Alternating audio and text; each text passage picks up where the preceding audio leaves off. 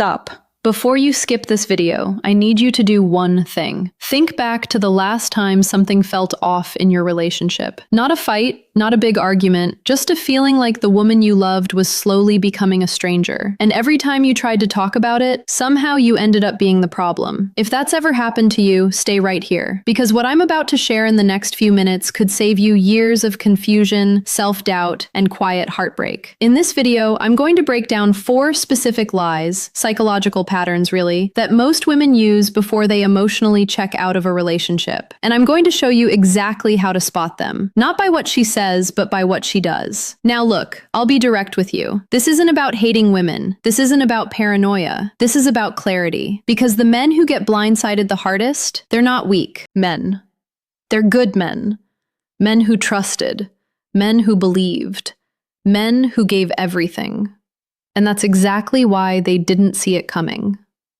But here's the thing, and I want you to hold on to this until the end of the video. There is one single rule that will protect you from all 4 of these lies. One move, not 2, not 10. 1. And I'll give it to you before this video ends. But first, you need to understand the lies themselves. I'm a psychologist and relationship coach. I've spent years sitting across from men, good men, successful men, who came to me shattered. Not because they were controlling, not because they were bad partners, but because they missed the pattern. And the painful part, every single one of them said the same thing afterward. The signs were there, I just didn't know what I was looking at. Men, that's exactly what this channel is built for.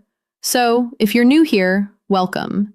Hit that subscribe button right now, because every week I put out content that most people in this space are too afraid to say out loud. And if you're already part of this community, you already know what we're about.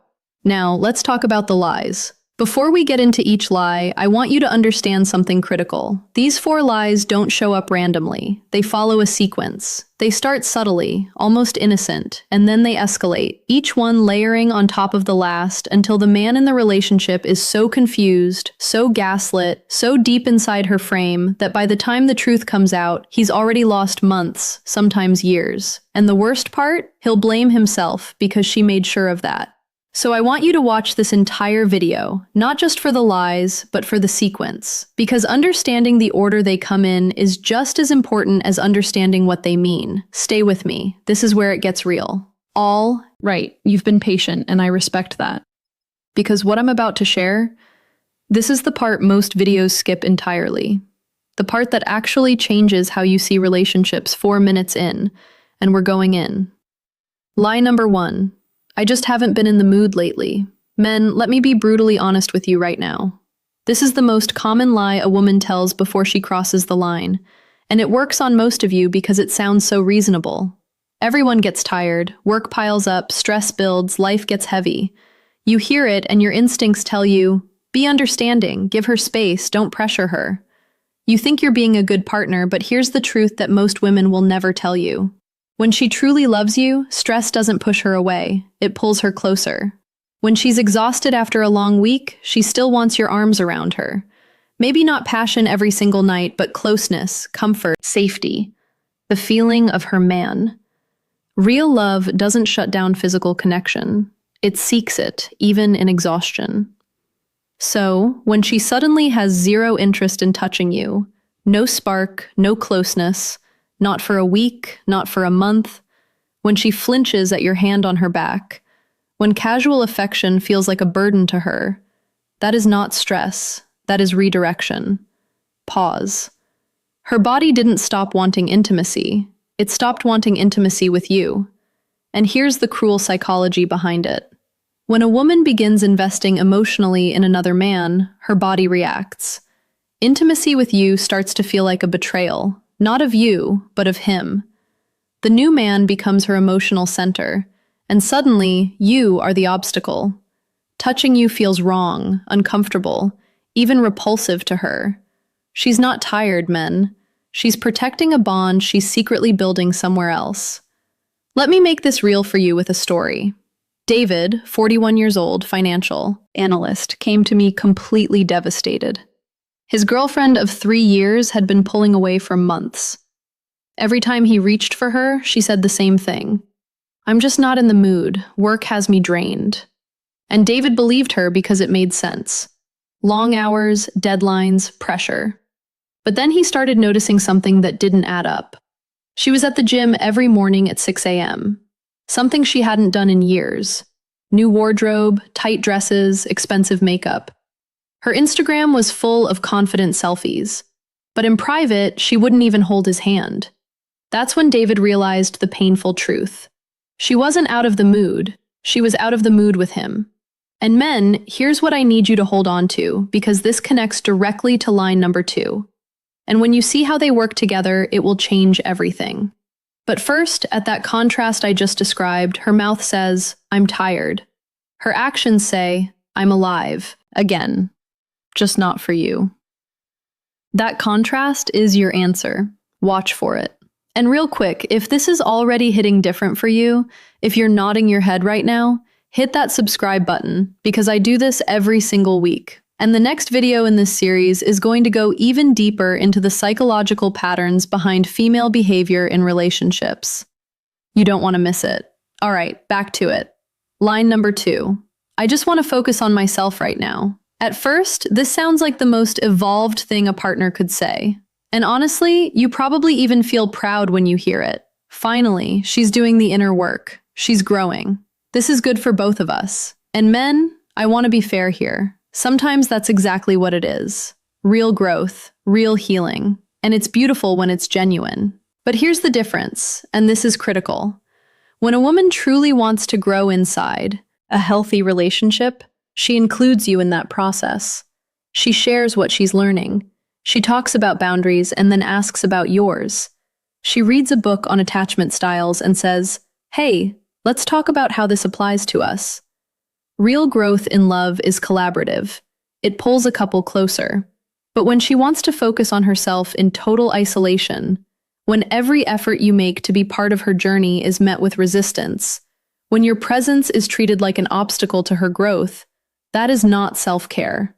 That is self-separation. It's her building a version of herself, one that no longer includes you, so that when she eventually steps out emotionally or physically, she can tell herself, "I just outgrew him." And here's the part that will make your blood run cold.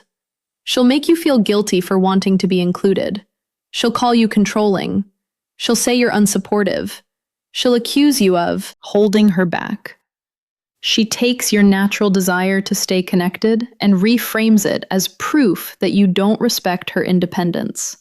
Men, she has weaponized self-growth against you. Chris, 46 years old, runs an auto repair shop, came to me with this exact story. His girlfriend started talking about healing her inner child, finding her authentic self. Chris supported it completely. He even paid for weekend workshops she wanted to attend. But then he noticed a shift. Every workshop was for her only. Every journaling session was private. She had nothing to share. When Chris suggested reading one of the same books so they could talk about it together, she snapped. "This is my journey, not ours."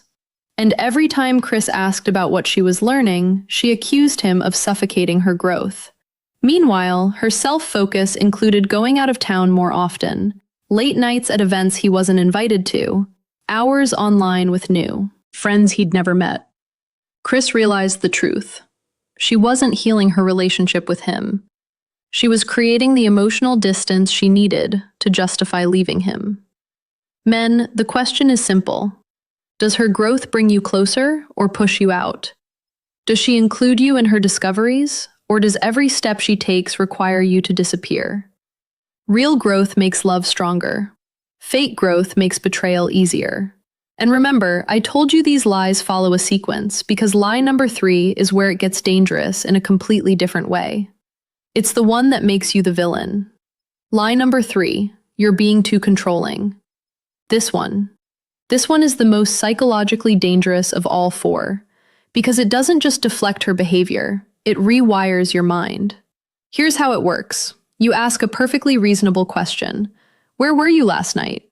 Who are you texting during dinner? Normal questions. Kind any caring partner would ask. And instead of answering, she attacks. Suddenly, the issue isn't her behavior, it's your insecurity, your supposed toxicity, your controlling nature. Men, listen to me very carefully. When a woman has nothing to hide, her instinctive response to questions is clarity, not combat. She explains, she reassures, she gives you details without you even needing to press. Transparency feels natural when you're telling the truth, but when she's keeping secrets, every question feels like an interrogation. Every answer risks exposure, so she doesn't answer, she attacks. Mark, 54 years old, restaurant manager, told me about this exact moment. One night, he noticed his girlfriend texting, hiding her phone screen. He asked casually, no anger, no accusation, "Who's messaging you this late?" Her response? She exploded. "Why are you always checking on me? You're so possessive. I can't breathe with you. You're insecure. You're controlling. You're toxic." Within minutes, Mark was apologizing for asking a simple question. Later, he found out she had been building a relationship with a coworker, the exact man she was texting that night. The explosion wasn't emotional. It was calculated. Men, if you're watching this and feeling that gut punch of recognition, subscribe right now. Share this video with a brother who needs to hear it. Because this kind of clarity, you don't get it most places. And I put it out every single week. Now let's keep going, because line number 4 is the most sophisticated one of all. Here's what makes line number 3 so destructive over time. She doesn't just deflect once, she conditions you. Over weeks, over months, you stop asking questions. You tell yourself, I don't want to seem insecure. Maybe I am too controlling. And that right there is exactly what she wants, for you to silence your own instincts while she continues unchecked. Men, your questions are not the problem. Her secrets are the problem. Don't forget that. Line number 4. I just want us to be honest with each other. On the surface, this one sounds like everything you've ever wanted. Finally, transparency, real communication. You hear it and you think, this could fix everything. But men, hear me on this. She's not asking for honesty. She is setting the stage for selective honesty. And that means she gets to dig deep into your life, your past, your vulnerabilities, your fears, while carefully curating, controlling exactly what she reveals about hers. It looks like openness, but it is control.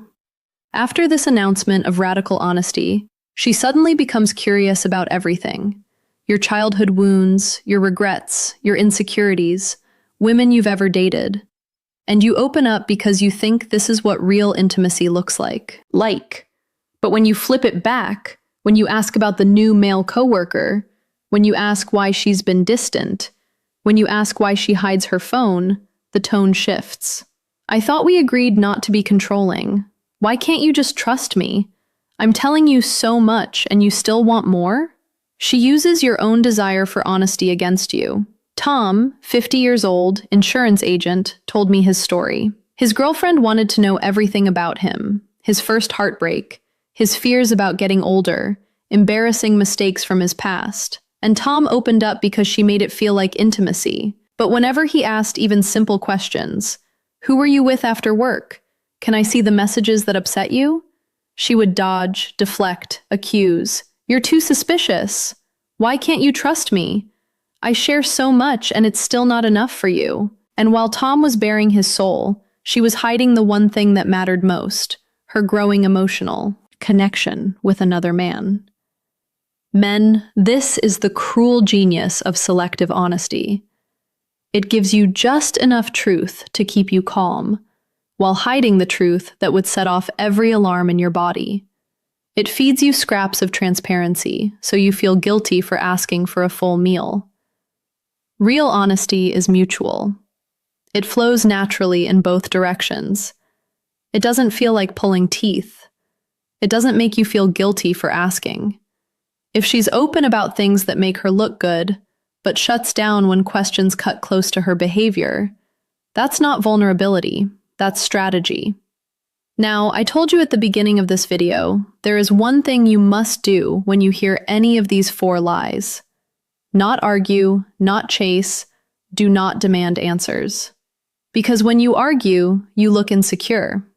When you chase, you feed her excuses. And when you debate her words, she's already proving her actions somewhere else. So, here it is, the golden rule. Don't argue, don't chase, just observe. Because actions never lie. When she says, "I'm not in the mood," don't fight her on it. Watch instead. Does she still seek closeness in small ways?